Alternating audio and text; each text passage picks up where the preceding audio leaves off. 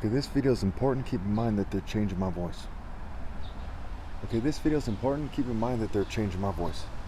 This video is about the shooting that occurred in Twin Falls, Idaho. Now, the word Twin Falls is a play on words for Wind T Falls. The T is a feminine suffix. Okay, it refers to people who are white supremacists, Jewish supremacists first and foremost. It also refers to LGBT people. Okay, the reason why it refers to white and Jewish supremacists, especially rich people who are supremacists on the spectrum, who enforce, they're Western supremacists or things like this, because that's where the homosexuality is coming from in its main form. So those cultures, right, white culture and Jewish culture, no offense to anybody, but logically and objectively speaking, are effeminate and they're LGBT-ish. And they use the LGBT community to try to make it so they seem more masculine than other people. Look at the police officers in the press conference. Look at the shorter one, right? He tries to look more masculine than other people. And of the two major groups, they are doing the two major types, right? One is tall and skinny, one is sort of shorter and, more Jewish-like. Now I want to talk about the idea of anti-Semitism briefly here, because this is key here. The wordplay here proves my point to a T, and it shows you what's going on in the shooting as well. So anti-Semitism has been defined as a sort of hostility or hatred toward the Jewish people. Now first we have to understand what the word hatred means, right? Hatred basically is the idea of being angry at a group of people for a long period of time. And they tend to lose their humanity in your mind, is how it's been described in peer review publications and journals, articles, what have you. And so we see that in the Bible, God hates everyone who's not in the divine order. Okay? And anyone who's not in the divine order identifies as something other than a child of God. Okay, other than somebody who's in the Royal African Falcon Martial Art Order.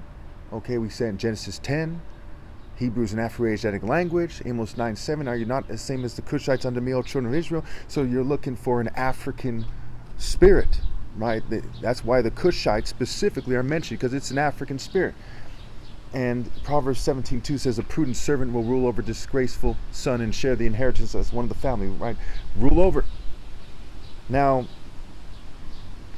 we see that in Psalm 2 it says, why do the nations plot in vain? That includes the Jewish people, right? He says he's chosen his prudent servant, right? And then the parable of the tenants, the most important parable of the Bible, also known as the parable of the wicked husbandman, right? Family husbandman.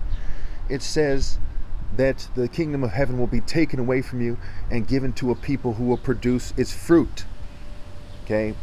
So as they cite things like people saying that the Jews killed Jesus, they're looking for a way, and it's whites, Jews, and LGBT people doing it together. A lot of whites are crypto Jews.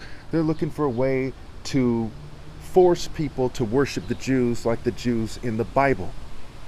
Okay? But it's more specific than that, what's going on. Because ultimately it is actually more tall Nordic people doing this.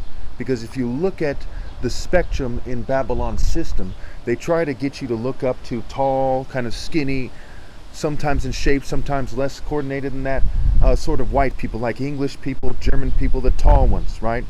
The talking about, right? Tall, king, alphabet. What you're talking about. Think about the ancient Egyptians with their depictions of pharaohs as tall.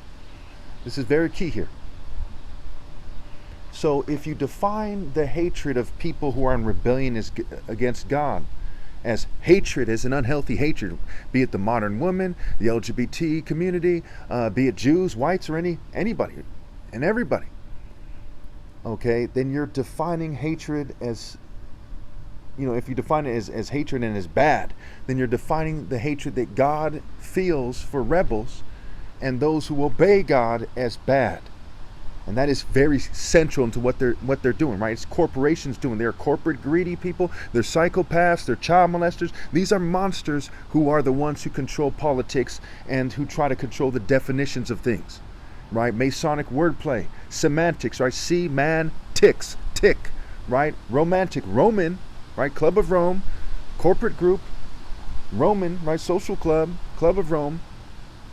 You can call Roman, right? As opposed to French or English, Roman. The word man is in there, right? Romantic, Roman. Okay? and row your boat, right? Colonists, pirates, what have you. That is key in what's going on here. So, when it comes to the situation, if the argument being made, and it is being made by lots of people are making it, the main people making the argument, if the argument is that, do I hate people who rebel against God Almighty? Okay, who rebel against the Creator and the spirit of universal pinpoint and moral precision? Let me ask you this. Do you hate child molesters? Do you hate serial killers? Do you hate people who are trying to rape and kill your family? So if the question is, do I hate people who are in rebellion against God and who by default are persecuting me, as whoever doesn't gather with me scatters, then the answer is yes. And I'm so proud of it. Praise be to God Almighty.